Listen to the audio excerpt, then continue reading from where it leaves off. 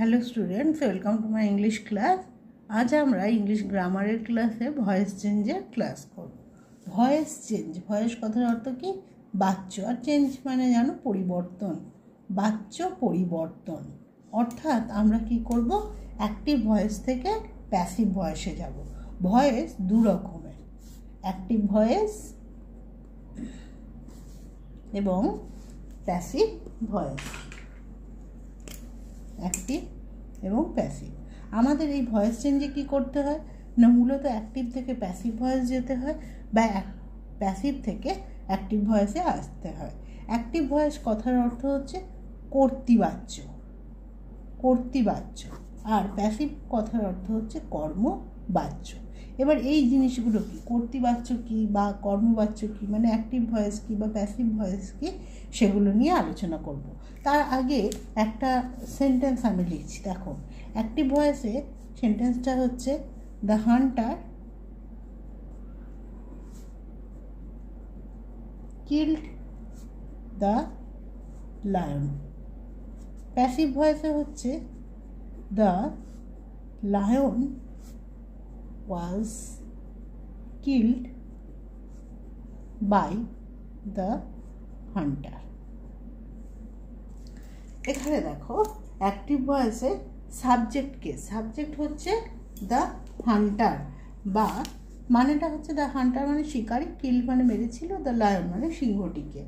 তো এখানে অ্যাক্টিভ ভয়েসে সাবজেক্টকে হান্টার, সাবজেক্ট বলে কাকে না, যে কাজটা করে, কে করছে, কে মেরেছিল না, দ্য হান্টার, কর্তা, সে হচ্ছে কর্তা বা সাবজেক্ট। তো এখানে হচ্ছে দ্য হান্টার হচ্ছে সাবজেক্ট বা কর্তা, এই কর্তাই কাজটা করেছে, এটা বোঝাচ্ছে এই ভয়েসটা, তাই তো?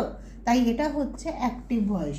অর্থাৎ অ্যাক্টিভ ভয়েসে কি বোঝাচ্ছে, যে কর্তা বা সাবজেক্ট সেই হচ্ছে কাজটা করেছে।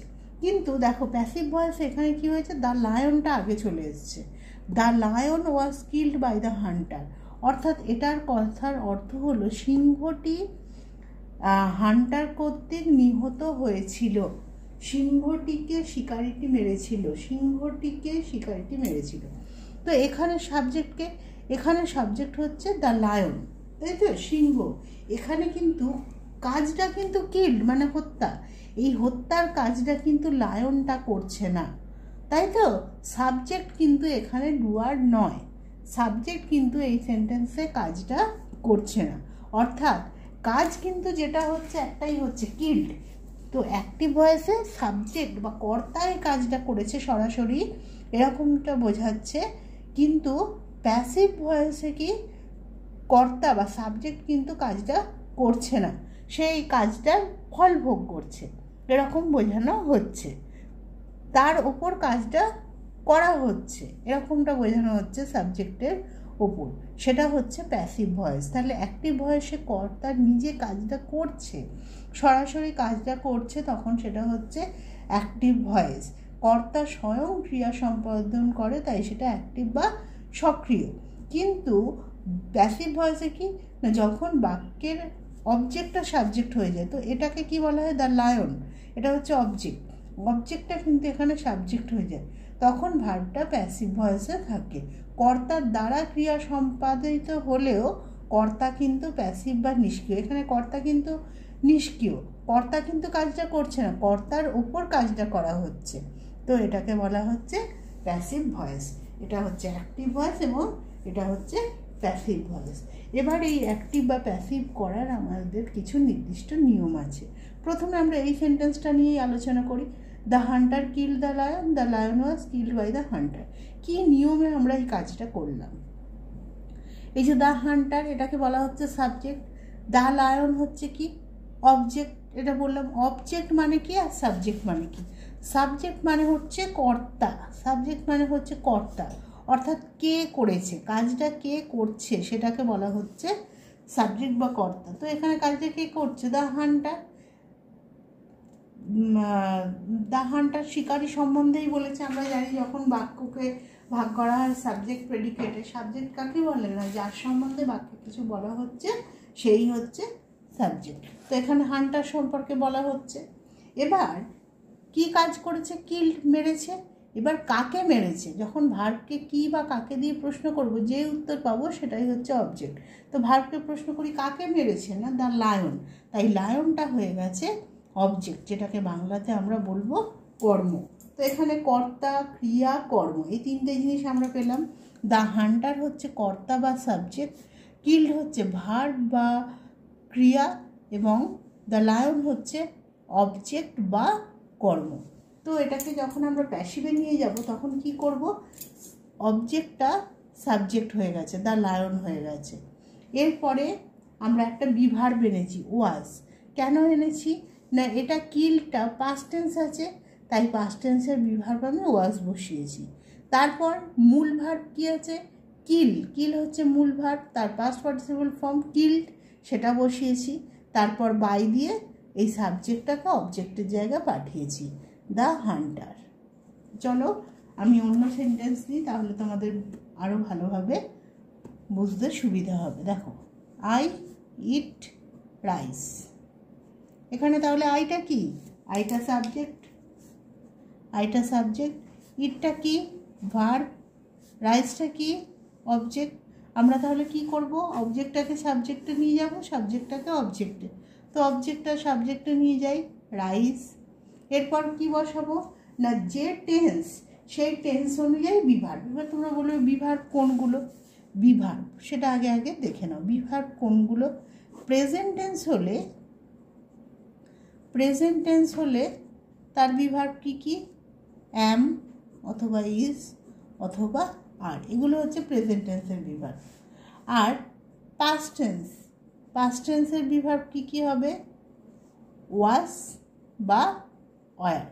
তো ইটটা কোন টেন্সে আছে? ভার্বের দিকে তাকাবো আমরা। প্রথমেই সাবজেক্ট ভার্ব অবজেক্ট তো চিহ্নিত করে নেব, তারপর ভার্বের দিকে তাকাবো। তাহলে ভার্বটা কোন টেন্সে আছে? ইট। ইটটা কোন টেন্স?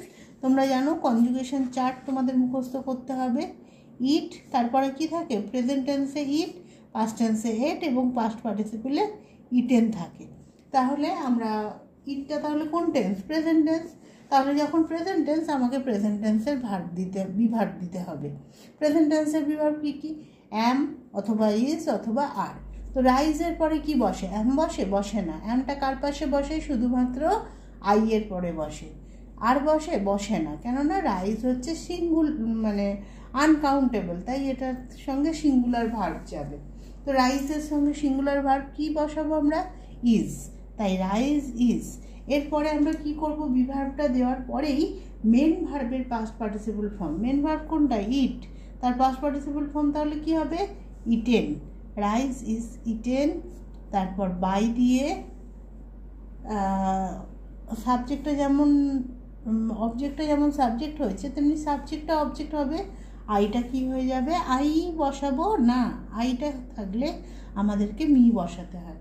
এরকম কিছু নির্দিষ্ট আছে। আমরা যেমন এটা জানলাম, এটা জানলাম, আর একটা জানি যে এই চেঞ্জগুলো আই থাকলে কি হয়ে যায়? মি হয়ে যায়। হি থাকলে হিম হয়ে যায়। সি থাকলে হাড় হয়ে যায়। দে থাকলে দেম হয়ে যায়। উই থাকলে আস হয়ে যায়। এছাড়া আর কোনো পরিবর্তন হয় না, এই কয়েকটাই পরিবর্তন হয়। তাহলে আমরা মূলত কি কি কথা শিখলাম? যে বিভার্ব, প্রেজেন্ট টেন্সের বিভার্ব মানে অ্যাম ইজ আর, যে টেন্সে সেন্টেন্সটা থাকবে সেই টেন্স অনুযায়ী কিন্তু আমাদের বিভার্বগুলো ইউজ করতে হবে। পাস্ট টেন্স হলে কি বিভার্ব ইউজ করব? ওয়াজ বা ওয়ার। এরপরে এই জিনিসগুলো আমরা শিখলাম যে আই থাকলে মি হয়, হি থাকলে হিম, সি থাকলে হার, দে থাকলে দেম, উই থাকলে আস। এবার এই যে আমি বলছি পাস্ট টেন্স হলে ওয়াজ বা ওয়ার, সেটা এই উদাহরণের সাহায্যেই বুঝে নাও। দেখো, আই ইট রাইস, যদি সেন্টেন্সটা এরকম দেওয়া থাকতো আই এট রাইস থাকতো, তাহলে এটটা দেখতে পাচ্ছ পাস্ট টেন্সে আছে, তাই তো? তাহলে আমরা সেই নিয়মটা একদম একইভাবে করব। প্রথমেই কি করেছিলাম আমরা? অবজেক্টটাকে সাবজেক্টের জায়গায় নিয়ে গেছি, তাহলে অবজেক্টকে রাইস, সাবজেক্টের জায়গায় নিয়ে গেলাম রাইস। এরপরে আমরা কি করব? অবজেক্টটা সাবজেক্টের জায়গায় নিয়ে যাওয়ার পরেই আমরা বিভার্বটা বসাবো। তাহলে বিভার্বটা বসাতে গেলে আমাদের দেখতে হবে যে কি বিভার্ব দেবো। যেহেতু পাস্ট টেন্স আছে, এটা পাস্ট টেন্স আছে, তাহলে আমাকে পাস্ট টেন্সের বিভার্ব মানে ওয়াজ বা ওয়ার মধ্যে কাউকে বসাতে হবে। রাইজের পাশে ওয়ার বসে না, কেননা রাইজ আনকাউন্টেবল, তাই সিঙ্গুলার ভার্ব নেয়। তাহলে রাইজের পাশে আমরা কি বসাবো? ওয়াজ। দেখতে পেলে একই জিনিস, শুধুমাত্র ইট ছিল প্রেজেন্ট টেন্স, তাই সেক্ষেত্রে ইজ হয়েছিল, কিন্তু যখনই অ্যাট পাস্ট টেন্স আছে তাহলে আমাকে পাস্ট টেন্সের বিভার্ব ইউজ করতে হবে, রাইজ ওয়াজ। এবার মেন ভার্ব, এটারও কিন্তু মেন ভার্ব কিন্তু eat, past participle form eaten, rice was eaten by, আইটা কি হয়ে যাবে তাহলে? মি। বোঝা গেল? এভাবে তাহলে আমরা অতি সহজেই করতে পারি। দেখো,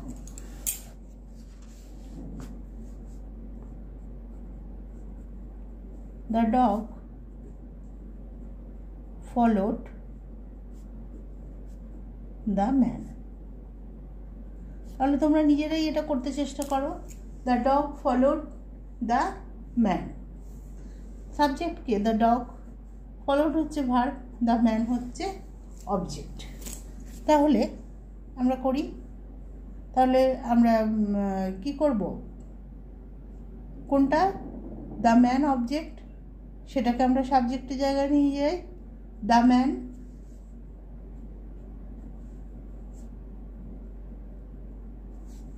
এবার আমাদের কি কাজ? বিভার্ব বসানোর কাজ। তাহলে কিসের বিভার্ব বসাবো?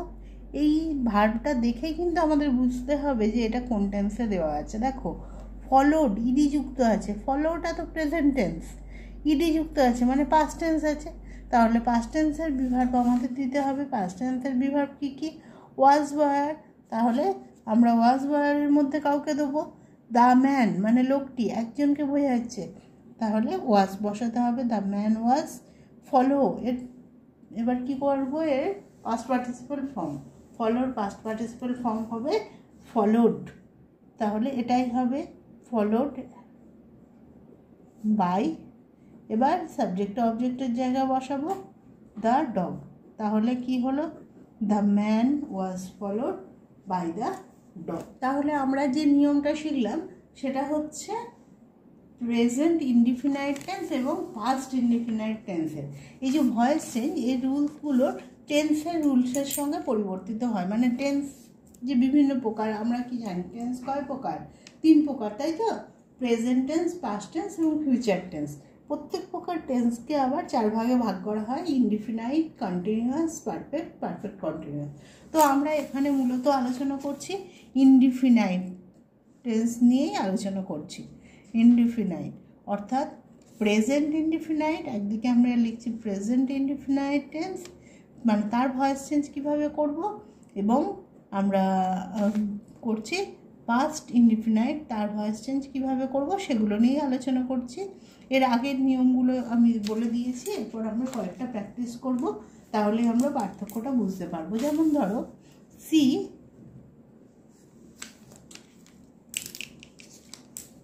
She likes milk. তাহলে তোমরা নিজেরাই বলো এই সেন্টেন্সটা আমি পাস্ট ইনডিফিনাইটে কী করব? সি লাইকস মিল্ক, পাস্ট ইনডিফিনাইটে এটা কী হবে? এরকম হবে না?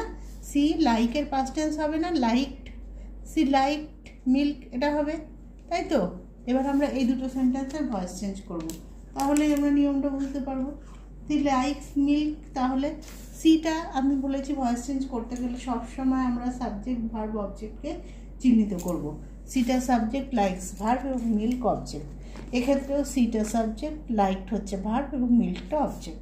তাহলে এটা আমরা করব, তাহলে কী হয়ে যাবে? অবজেক্ট মিল্কটা সামনে আসবে, মানে সাবজেক্টের জায়গায় আসবে মিল্ক। এটা যেহেতু প্রেজেন্ট টেন্স, প্রেজেন্ট টেন্সের বিভার্ব কোনগুলো? প্রেজেন্ট টেন্সের বিভার্ব অ্যাম, ইজ, আর। আর পাস্ট টেন্সের বিভার্ব কী কী? Was, were. কোনো গণ্ডগোল যেন না হয়, আমরা তাই এটা আলাদা আলাদা করে এভাবে কলামের সাহায্যে করছি। তাহলে কী হবে? মিল্ক যেহেতু প্রেজেন্ট টেন্সের বিভার্ব, আমাকে কী করতে হবে? অ্যাম, ইজ, আরের মধ্যে কী হবে? মিল্কের পর ইজ। লাইকের past participle form liked, milk is liked by, সিটা কী হয়ে যাবে? হার।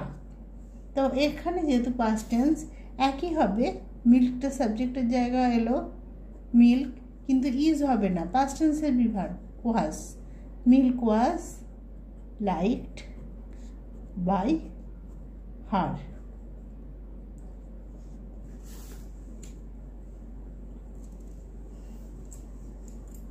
দেখো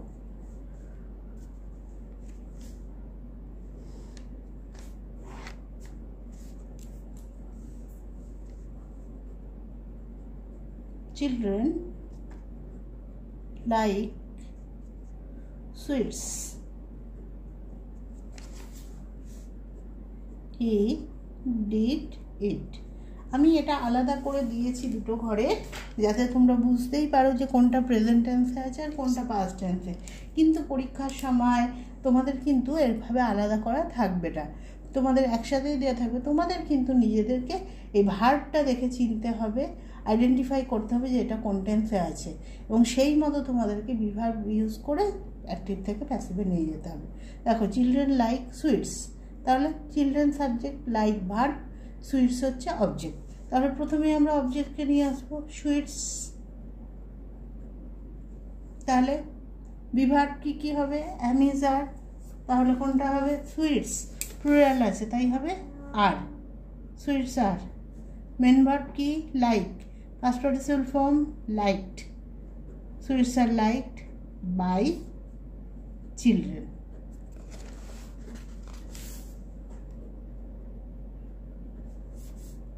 হি ডিড ইট, তাহলে he subject, did verb, it হচ্ছে অবজেক্ট। তাহলে কি হয়ে যাবে?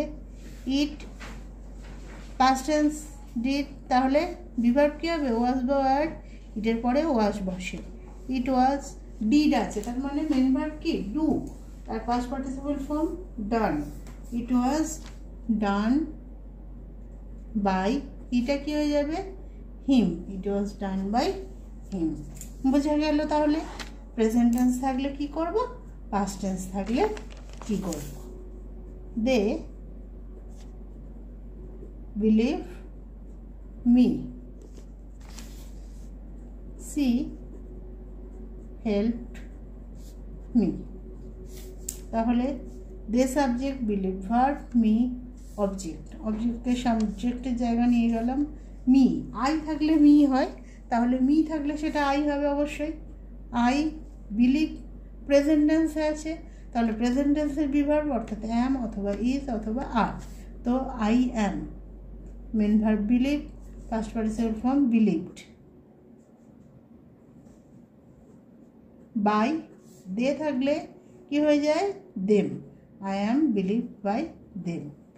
C help me, she subject, help verb, me object. তাহলে কি হয়ে যাবে? মিটা আই, হেল্প পাস্ট টেন্সে আছে, তাহলে বিভার্ব কি দেব? ওয়াজ বা ওয়ার। আই ওয়াজ, হেল্পের past participle form help by, সিটা কি হয়ে যাবে? Her. I was help by her. তাহলে বোঝা গেল এই নিয়মটা। তাহলে আমরা সিম্পল প্রেজেন্ট টেন্স আর মানে সিম্পল ইনডিফিনাইট, প্রেজেন্ট ইনডিফিনাইট এবং পাস্ট ইনডিফিনাইট নিয়ে আলোচনা করলাম। তাহলে প্রেজেন্ট ইনডিফিনাইট আমি একটু লিখে নিই রুলটা, তাহলে তোমাদের বুঝতে সুবিধা হবে। প্রেজেন্ট ইনডিফিনাইট অ্যাক্টিভে তার কি রুল আর প্যাসিভে কি রুল? অ্যাক্টিভ ভয়েসে কি রুল, প্যাসিভ ভয়েসে কি রুল? অ্যাক্টিভ ভয়েসে যে ভার্বটা ডু বা ডাজ এরকম ভার্ব থাকলে সেটা প্যাসিভে গিয়ে কী হয়ে যাবে? অ্যাম অথবা ইজ অথবা আর প্লাস ডাউন, এটাই হচ্ছে রুল। মানে এখানে আমি ডু ভার্ব দিলাম, যে কোনো ভার্ব থাকলে সেটা মূলত কীরকমভাবে পরিবর্তন হবে না, অ্যাম অথবা ইজ অথবা আর প্লাস ডান মানে থার্ড ফর্ম, অর্থাৎ যে ভার্ব থাকবে যদি প্লে থাকে তাহলে কী হবে? Third form played. এটাই হচ্ছে এর রুলটা, প্রেজেন্ট ইনডিফিনাইট। এবার আমরা পাস্ট ইনডিফিনাইটের রুলটা লিখব। একই রকম হবে, শুধু অ্যামিজারের জায়গা সেটা কি হয়ে যাবে? ওয়াজ বা ওয়ার। পাস্ট ইনডিফিনাইট দেখো, অ্যাক্টিভে কি রুল, প্যাসিভে কি রুল? অ্যাক্টিভে তাহলে কি হয়? একমাত্র ডিডই হয় শুধুমাত্র, তো সেই ডিডটা কী হয়ে যাবে তাহলে প্যাসিভে? ওয়াজ বা ওয়ার প্লাস ডান, এটাই হয়ে যাবে। এবার চলো আমরা চারটে মিশিয়ে দেব, মিশিয়ে সেটা করব যে আমরা বুঝতে পারবো যে এটা কি হচ্ছে, আমরা সহজে আইডেন্টিফাই করতে পারছি কি না। দেখো, আই রিড স্টোরিজ, তাহলে কি হবে, আইটা এখানে সাবজেক্ট, তাহলে আর রিডটা হচ্ছে ভার্ব এবং স্টোরিজটা হচ্ছে অবজেক্ট। তাহলে স্টোরিজটা আগে আমরা আনবো, স্টোরিজ